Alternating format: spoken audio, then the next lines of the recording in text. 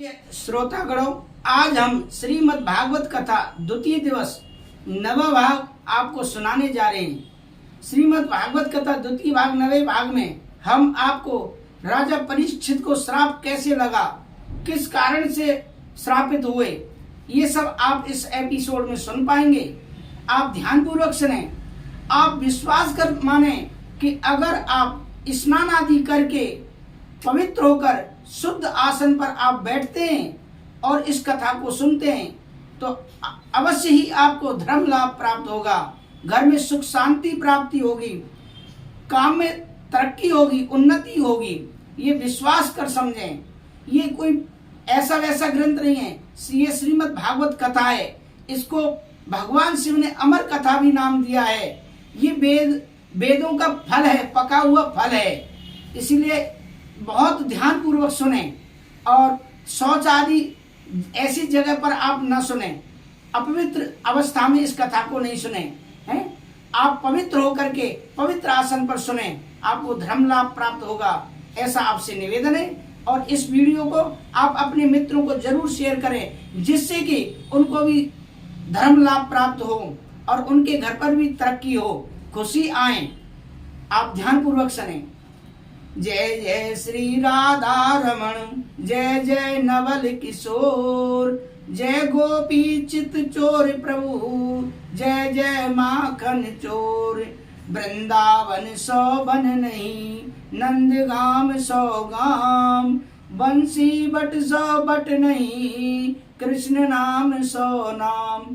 राधा मेरी स्वामिनी, मैं राधे को दास, जन्म जन्म मोह दीजिए, वृंदावन सोवास। प्रेम सरोवर प्रेम को भरो रहो दिन रैन, जहाँ श्री राधे पग धरे, श्याम धरो दो नैन। बोली वृंदावन बांके बिहारी लाल की जय।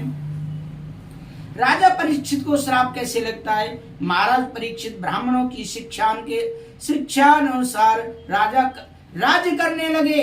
उन्होंने उत्तर की पुत्री इरावती से विवाह किया, जिससे जन्मेजय आदि 4 पुत्र हुए। महाराज परीक्षित को एक बार विचार आया कि चलकर राजा की व्यवस्था का निरीक्षण करें। अपने बुजुर्ग अनुभवी मंत्रियों के साथ में लेकर महाराज परीक्षित निकल पड़े। भ्रमण करते करते सर्वत्र अपने पूर्वजों की प्रशंसा सुनने को मिली, परंतु एक जगह पर बड़ा अटपटा दृश्य देखा कि एक गाय बछड़े आंसू बहाते रोते जा रहे हैं और एक निर्दयी दुष्ट उनके पीछे पड़ा हुआ है। दोनों अपने सुख दुख की बातें एक दूसरे को सुना रहे हैं। बछड़ा कहता है, माँ, शायद आप इसलिए रो रही हैं कि मेरे 3 पैर टूट गए, अथवा इसीलिए रो रही हैं कि प्रभु हमें छोड़कर चले गए। जास राज प्रिय प्रजा दुखारी, सोनप अवस करक नरक अधिकारी। जिस राजा की राज्य में प्रजा को दुख की प्राप्ति होती है, उस राजा को नरक की प्राप्ति होती है। महाराजा परीक्षित ने दोनों के संवाद को परीक्षित ने सुना। क्रोध में नेत्र से अंगारे बरसने लगे। मुझ परीक्षित के राज्य में गौ माता पर इतना बड़ा अत्याचार हो रहा है। अरे, जिन गायों की रक्षा के लिए मेरे प्रभु गोपाल बनकर वन वन में विचरण किए, उनके परम धाम जाते ही मेरी गायों पर इतना अत्याचार। प्रभु का नाम ही जिन गायों के द्वारा गोविंद और गोपाल पड़ा, उन्हीं की गायों पर इतना अत्याचार होने लगा। हाथ में तलवार लिए महाराज परीक्षित दौड़ पड़े। हे गौ माता, अब आपको रोने की आवश्यकता नहीं है। प्रभु परम धाम तो गए, क्या हुआ? अभी परीक्षित जीवित है। क्रुद्ध हुए महाराज परीक्षित जैसे ही आगे बढ़े, उस दुष्ट को दंड देना चाहते थे कि वह दीनवत है, शरणम गत है, मुकुट उतार कर चरणों में गिर गया। त्राहिमाम त्राहिमाम, महाराज रक्षा करें। शरणागत की रक्षा करना क्षात्र धर्म है। ये जानकर महाराज परीक्षित ने खड़ग को म्यान में कर लिया और कहा, हे गौ माता, आप कौन हैं? मैं जान गया आप साधारण गाय बछड़े तो नहीं। आपके संवाद को सुनकर ही मैं समझ गया। हे वृषभ, बैल को वृषभ बोलते हैं, आप कौन हैं? क्योंकि आपके 2-3 पैर टूटे हुए हैं, तुम्हारी ये दुर्दशा किसने की है? मुझे बताओ, निसंकोच निर्भीक होकर बताओ। बछड़ा बोल पड़ा, महाराज मैं अपने दुख का हेतु किसे मानूं? कुछ लोग कहते हैं कि हे भाई, जैसा कर्म करोगे वैसा फल मिलेगा, कर्म ही सुख दुख का कारण है।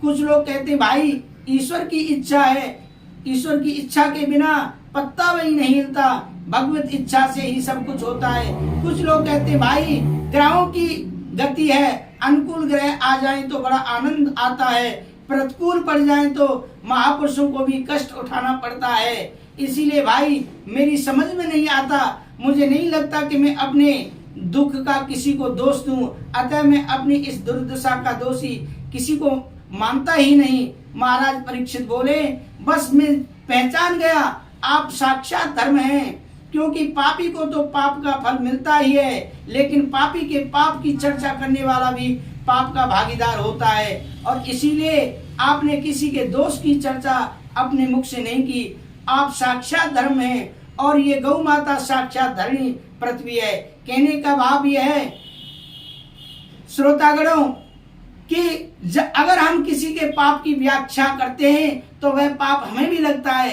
अगर कोई पाप कर रहा है तो आप ज्यादा बखान नहीं करें, आप अच्छाई का बखान करें, किसी की बुराई का ज्यादा बखान नहीं करें। अगर आप किसी के पाप की व्याख्या करोगे तो आप भी पाप के भागी बनेंगे, इसीलिए आप पाप की ज्यादा व्याख्या ना करें, ऐसा आपसे अनुरोध है, निवेदन है। जिनका भार उतारने के लिए प्रभु आए थे पर अब लीला श्रवण करके परम धाम चले गए, इसीलिए उनके वियोग में दुखी हैं। पर ये धूर्त कौन है जो तुम दोनों के पीछे पड़ा है, ये समझ में नहीं आया।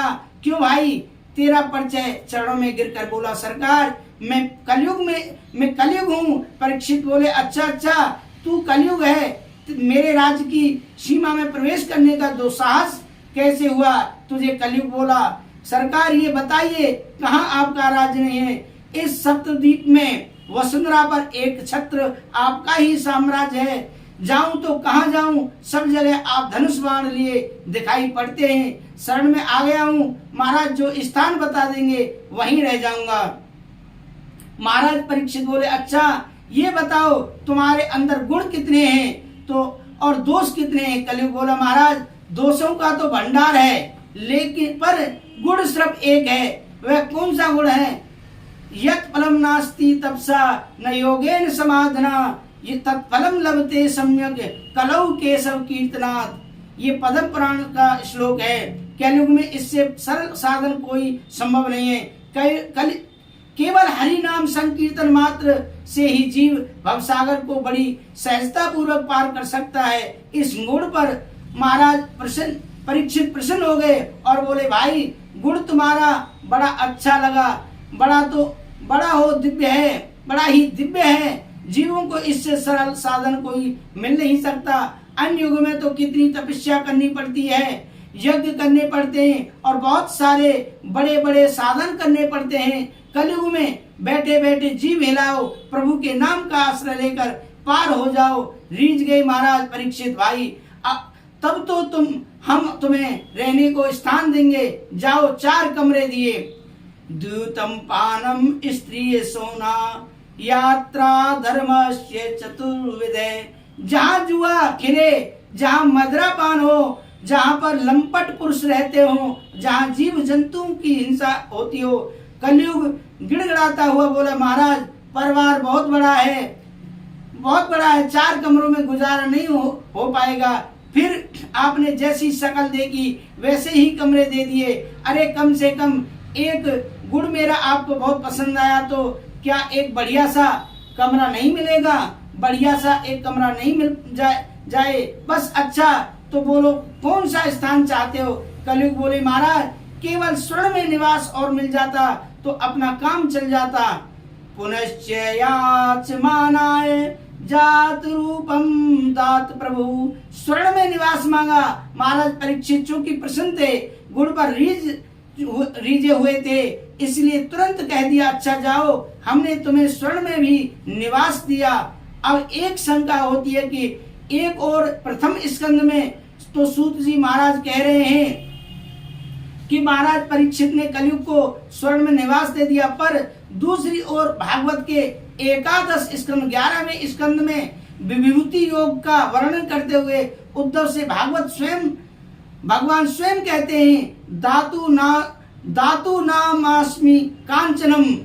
भागवत में कहते हैं, हे उद्धव, धातु में स्वर्ण में मेरा स्वरूप है, उसमें मेरा निवास है।